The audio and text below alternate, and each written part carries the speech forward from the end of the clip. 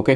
So இந்த வீடியோவில் நம்ம என்ன பார்க்க போகிறோம் அப்படின்னா, இந்த கோகோ பாயிண்ட்டை வந்து நம்ம என்னென்ன டூல்ஸ்லாம் அதுக்கு இருக்குது அப்படின்னு சொல்லிட்டு நம்ம பார்ப்போம். ஸோ இது வந்து நிறைய குட்டி குட்டி விஷயங்கள் இருக்குது, நம்ம நிறைய வீடியோஸில் வரும். ஸோ இந்த பாயிண்ட்ஸ் ஃபுல்லாகவே நம்ம கவர் பண்ணிடுவோம். இப்போ நீங்கள் பார்த்தீங்கன்னா இந்த பாயிண்ட்ஸ் எல்லாமே நம்ம ஸ்க்ரீன் முன்னாடி இருக்குது. அண்ட் இந்த பாயிண்ட்ஸ் ஆனால் மேலே ரிப்பனில் பார்த்தீங்கன்னா இதுக்கு ஏற்ற டூல்ஸ் இதில் இல்லை. ஸோ இப்போ இந்த பாயிண்ட்ஸ் ரிலேட்டடான டூல்ஸ்லாம் நம்ம பார்க்கணும் அப்படின்னு வச்சுக்கோங்க. இந்த 2 பாயிண்ட்டை நீங்கள் ஏதோ ஒன்று செலக்ட் பண்ணிங்கன்னா போதும்.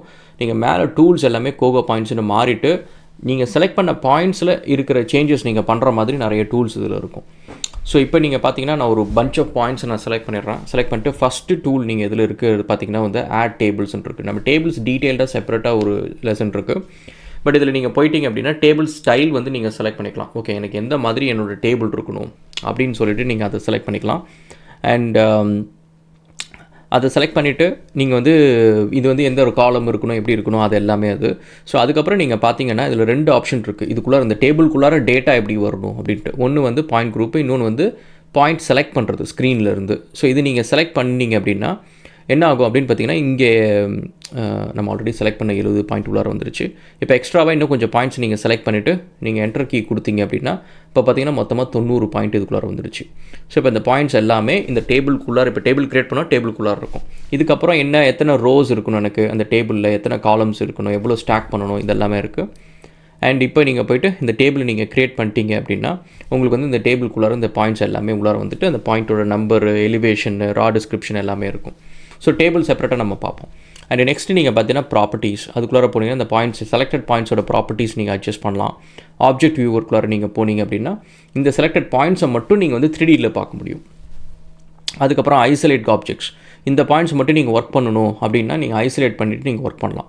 திரும்ப நான் அன்ஐசோலேட் பண்ணணும், இந்த பாயிண்ட்ஸை மட்டும் இல்லாமல் எல்லாத்தையும் நான் பார்க்கணும் அப்படின்னா கீழே இந்த ஹேம்பர்கர் ஐக்கான் கிளிக் பண்ணிவிட்டு இங்கே நீங்கள் வந்தீங்க அப்படின்னா வந்து உங்களுக்கு வந்து ஐசோலேட் ஆப்ஜெக்ட்ஸ்னு ஒன்று இருக்கும். ஸோ அதை நீங்கள் கிளிக் பண்ணிங்கன்னா கீழே வந்து உங்களுக்கு அப்பியர் ஆகும்.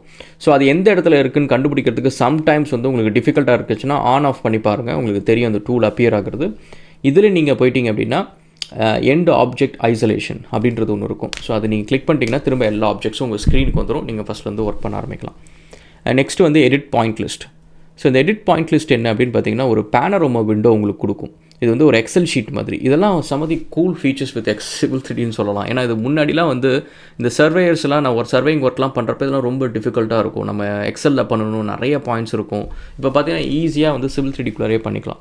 இப்போ நீங்கள் பார்த்தீங்கன்னா இந்த ஆப்ஜெக்ட்ஸை வந்து நீங்கள் கண்ட்ரோல் கீ ஹோல்ட் பண்ணி மல்டிபிள் பாயிண்ட்ஸை நீங்கள் செலக்ட் பண்ணிவிட்டு ஷிஃப்ட் கீயை ஹோல்ட் பண்ணிவிட்டு நீங்கள் ஃபஸ்ட் லைனை கிளிக் பண்ணிங்க அப்படின்னா அந்த பர்டிகுலர் இதை எடிட் பண்ணிங்கன்னா எல்லா செலக்டட் இதுவுமே மாறிடும். இப்போ நீங்கள் NS1க்கு பதிலாக நான் NS2 செலக்ட் பண்ணுறேன்.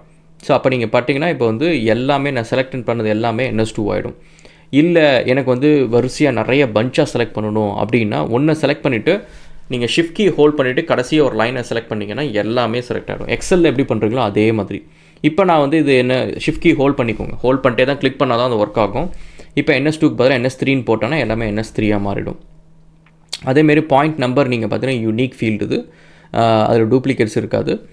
அண்ட் அதேமாரி ரா டிஸ்கிரிப்ஷனு, ஃபுல் டிஸ்கிரிப்ஷனு, இந்தமாதிரி நிறைய காலம்ஸ் நீங்கள் வந்து டேட்டா நீங்கள் வந்து பார்க்க முடியும்.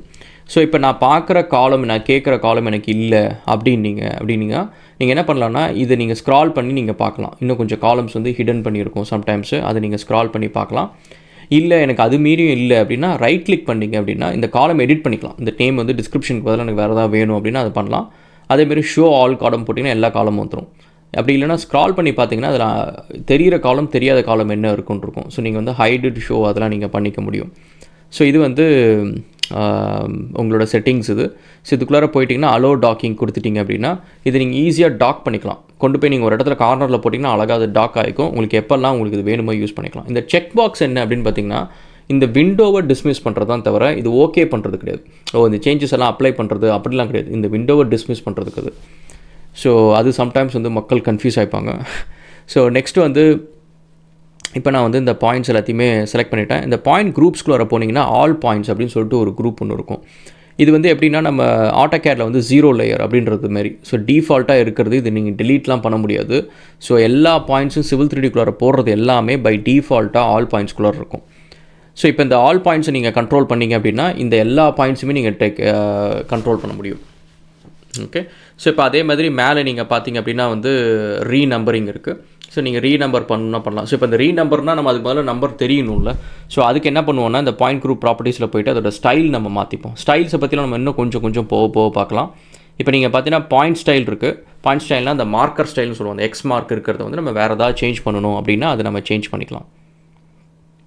ஓகே, ஸோ அது மாறிடுச்சு. ஸோ அதேமாதிரி பாயிண்ட் லேபிள் ஸ்டைல். ஸோ எனக்கு இதில் வந்து பாயிண்ட் நம்பரு, எலிவேஷன், டிஸ்கிரிப்ஷன் இந்த 3 வேல்யூ எனக்கு தெரியணும் அப்படின்னா அதை நீங்கள் போய் சேஞ்ச் பண்ணிக்கலாம். ஓகே, ஸோ இப்போ நீங்கள் பார்த்தீங்கன்னா பாயிண்ட் நம்பர் இருக்குது அண்ட் உங்களுக்கு வந்து டிஸ்கிரிப்ஷன் இருக்குது, அதுக்கப்புறம் எலிவேஷன் இருக்குது. இந்த 3 வேல்யூஸ் வந்து உங்களுக்கு இருக்குது. ஸோ இப்போ நீங்கள் வந்து லெட்ஸே இதை நான் வந்து பாயிண்ட் ரீநம்பர் பண்ணணும் அப்படின்னா நீங்கள் சொல்லலாம் எனக்கு வந்து எல்லா பாயிண்ட்ஸும் ரீநம்பர் பண்ணு, இல்லை செலக்ட் பண்ண பாயிண்ட்ஸை மட்டும் பண்ணு அப்படின்னு சொல்லிட்டு நீங்கள் சூஸ் பண்ணிக்கலாம். பண்ணிட்டீங்க அப்படின்னா உங்களுக்கு அந்த செட் ஆஃப் பாயிண்ட்ஸை வந்து இது பண்ணிவிடும். உங்களுக்கு நீங்கள் ஒரு அடிக்டிவ் ஃபேக்டரும் கொடுத்துக்கலாம் டு த பாயிண்ட் நம்பர்ஸ். இப்போ 100லேருந்து ஆரம்பிக்கிறதுக்கு பதிலாக எனக்கு 200லேருந்து ஆரம்பி, 300லேருந்து ஆரம்பி அப்படின்னு சொல்லிட்டு நீங்கள் வந்து கொடுத்துக்கலாம். ஸோ சம்டைம்ஸ் வந்து இது நம்மளால் வந்து ரீநம்பர் பண்ண முடியாதுக்கான ரீசன்ஸ் வந்து சம்டைம்ஸ் இந்த பாயிண்ட்ஸ் லாக்டாக இருக்கும், பாயிண்ட் குரூப்பில் ஏதாவது லாக்ஸ் இருக்கும், அந்த மாதிரி ஏதாவது இல்லை ஃபைல் ரீட் ஒன்லியாக இருக்கும், இந்தமாரி ஏதாவது ஒரு இஷ்யூஸ் இருக்கும். ஸோ அதையும் நீங்கள் வந்து செக் பண்ணிக்கலாம். ஓகே, ஸோ இது எல்லாமே நிறைய குட்டி விஷயம்லாம் நம்ம அட்வான்ஸ்டில் வந்து நம்ம பார்ப்போம் கைஸ். இப்போ வந்து நம்ம ஃபண்டமெண்டல்ஸில் வந்து ஜஸ்ட் ஓவராலாக எல்லாத்தை பற்றியும் தெரிஞ்சுக்க போகிறோம், எல்லா ஆப்ஜெக்ட் கிரியேஷனை பற்றியும். இப்போ டேட்டம் அட்ஜஸ்ட் பண்ணுறது. டேட்டம்னா என்னென்னா நீங்கள் ஒரு பாயிண்ட்டோ இல்லை எல்லா பாயிண்ட்டையும் வந்து ஒரு பர்டிகுலர் லெவலில் கொண்டு போய் வைக்கிறது. ஸோ எனக்கு வந்து எல்லாமே வந்து ஜி வேல்யூ வந்து எனக்கு ஒரு 20 எக்ஸ்ட்ரா ஆட் பண்ணணும், இல்லை பேஸ்ட் ஆன ஒரு பர்டிகுலர் ரெஃபரன்ஸ் லெவல்லேருந்து பண்ணணும் அப்படின்றது நீங்கள் வந்து இங்கே நீங்கள் கொடுத்துக்கலாம். இப்போ நீங்கள் கொடுத்தீங்க அப்படின்னா அந்த பாயிண்ட்ஸ்லாம் வந்து பார்த்திங்கன்னா வேறு எலிவேஷனில் இருக்கும். இப்போ பார்த்திங்கன்னா அதோட வேல்யூஸ் எல்லாமே வந்து வேறு எலிவேஷனுக்கு வந்து போகும். அண்ட் அதே மாதிரி வந்து நம்ம செலெக்ஷன் கொடுத்துட்டு நம்ம பாயிண்ட்ஸ் எல்லாத்தையுமே நம்ம செலக்ட் பண்ணிக்கிறோம். ஒரு 2-3 பாயிண்ட்ஸை செலக்ட் பண்ணிக்கிறோம். கொடுத்துட்டிங்க அப்படின்னா லாக் பாயிண்ட்ஸ், இது பேர் வந்து லாக் பாயிண்ட்ஸ் இது. ஸோ இப்போ நீங்கள் பண்ணிட்டீங்கன்னா இப்போ பாருங்கள் இந்த கிரிப்பை யூஸ் பண்ணி இந்த பாயிண்ட்டை நான் மூவ் பண்ணவே முடியல. ஸோ இதுவே வந்து அந்த லேபிளை மூவ் பண்ண முடியாது, நான் பாயிண்ட்டை மூவ் பண்ண முடியாது. அப்போனா பாயிண்ட்டோட லொக்கேஷன் வந்து மாறவே போகிறதில்ல. வேறு ஏதாவது ஒரு பாயிண்ட் நீங்கள் ட்ரை பண்ணி பார்த்தீங்கன்னா அதை மூவ் பண்ண முடியும். ஸோ இது பேர் தான் வந்து லாக் பாயிண்ட்ஸ். ஸோ இப்போ அதேமாரி வந்து அதை செலக்ட் பண்ணிவிட்டு நான் வந்து அன்லாக் பாயிண்ட்ஸ் அப்படின்னு கொடுத்துட்டேன்னா அந்த பர்டிகுலர் அந்த எல்லா பாயிண்ட்ஸுமே நம்ம வந்து மூவ் பண்ண முடியும். கிரிப்ஸ் யூஸ் பண்ணி மூவ் பண்ணிடலாம். அதேமாரி இம்போர்ட் பாயிண்ட்ஸ். இது வந்து நம்ம சேம் இங்கே பாயிண்ட்ஸை ரைட் கிளிக் பண்ணி நம்ம க்ரியேட் போகிறப்ப அங்கே கடைசியாக வந்து இம்போர்ட்னு ஒரு பட்டன் இருக்குல்ல, அதை கிளிக் பண்ணாலும் இப்போ இந்த பாயிண்ட்டை செலக்ட் பண்ணி இந்த இம்போர்ட்டை கிளிக் பண்ணாலும் ரெண்டும் ஒரே இடத்துக்கு தான் போகுது, இந்த பாயிண்ட்ஸ் இம்போர்ட் ஸ்க்ரீன். ஸோ அதுக்குள்ளே போய் நீங்கள் பாயிண்ட்ஸ் அடிஷ்னலாக பாயிண்ட்ஸ் இம்போர்ட் பண்ணணும் அப்படின்னா பண்ணிக்கலாம். அதேமாதிரி எக்ஸ்போர்ட் பாயிண்ட், நீங்கள் செலக்ட் பண்ணுற பாயிண்ட்டோ இல்லை எல்லா பாயிண்ட்டையுமே வந்து திரும்ப வேறு ஏதாவது ஒரு ஃபைல் ஃபார்மேட்டில் வந்து நீங்கள் பண்ணணும், எக்ஸ்போர்ட் பண்ணணும், CSV ஃபார்மேட் மாற்றணும் அப்படின்னா நீங்கள் பண்ணிக்க முடியும். அண்ட் அதே மாதிரி வந்து ட்ரான்ஸ்ஃபர் பாயிண்ட்ஸ், ஒரு பாயிண்ட் ஃபைல்லேருந்து இன்னொரு பாயிண்ட் ஃபைலுக்கு வந்து டேட்டா ட்ரான்ஸ்ஃபர் பண்ணணும் அப்படின்னா இந்த மெத்தடை யூஸ் பண்ணி நீங்கள் வந்து point file to point file வந்து டேட்டா ட்ரான்ஸ்ஃபர் பண்ண முடியும். அதேமாரி கோகோ பாயிண்ட் டூல்ஸில் நீங்கள் பார்த்தீங்கன்னா நிறையா இருக்குது. இது எல்லாத்தையுமே வந்து நம்ம செப்பரேட்டாக பார்ப்போம். ஒரு டூல் உங்களுக்கு யூஸ்ஃபுல்லாக இருக்கிறது என்னென்னா convert from AutoCAD points. Regular AutoCAD points எல்லாத்தையும் கோகோவாக மாற்றணும் அப்படின்னா மாற்ற முடியும். அண்ட் கோகோ பாயிண்ட்ஸ்க்கு லிமிட்டேஷன் இருக்குது.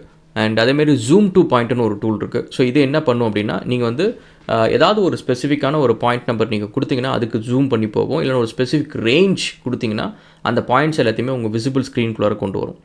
ஸோ இது வந்து லெட்ஸே இப்போ நான் 100 கொடுத்தேன் அப்படின்னா சம்டைம்ஸ் வந்து 100 வந்து not in the current drawing அப்படின்னு வருது. ஸோ ஏன்னா அந்த பாயிண்ட் வந்து நம்ம ட்ராயிங்கில் இல்லை அப்படின்னு சொல்லுது. ஸோ இப்போ நான் வந்து ஜூம் டு பாயிண்ட் கொடுத்துட்டு நான் வேறு ஏதாவது ஒரு ரேஞ்ச் கேட்குறேன்னு வச்சுக்கோங்க. ஸோ லெட்ஸே வந்து 100 to 120 ப்ராப்ளி அதுலேருந்து ஆரம்பிக்கும்னு நினைக்கிறேன். ஸோ அந்த பாயிண்ட் நம்பர்ஸு ஸோ 100 to 120 அந்தமாரி நம்ம ஏதாவது ஒன்று கொடுத்தோம் அப்படின்னா இதுக்குள்ளார எப்படி இருந்தாலும் அந்த பாயிண்ட்ஸ் ஏதாவது இருக்கும். ஸோ இப்போ நீங்கள் பார்த்தீங்கன்னா ஸ்க்ரீனுக்குள்ளார வந்து அந்த பாயிண்ட் ரேஞ்சஸ் எல்லாமே உங்களுக்குள்ளார வந்துடும். அது மட்டும்தான் வராதும் கிடையாது, ஏன்னா மற்ற பாயிண்ட்ஸும் இருக்கும். பட் நீங்கள் கேட்ட பாயிண்ட்ஸ் வந்து எல்லாத்தையும் இது பண்ணி உங்களுக்கு வந்து ஜூம் எக்ஸ்டெண்ட் பண்ணி உங்களுக்கு அந்த பாயிண்ட்ஸ் எல்லாத்தையும் கொண்டு வந்து ஸ்க்ரீன் முன்னாடி கொண்டு வந்து கொடுத்துரும். அதேமாரி அடுத்து வந்து point group properties and point groups வந்து டைரெக்டாக பாயிண்ட் இம்போர்ட் பண்ணுறது, சர்ஃபேஸ் க்ரியேட் பண்ணுறது எல்லாமே வந்து ஃப்யூச்சரில் நம்ம அடுத்த லெசனில் நம்ம பார்ப்போம். And so that's about guys. நம்ம மீண்டும் அடுத்ததில் சந்திப்போம். தேங்க்யூ.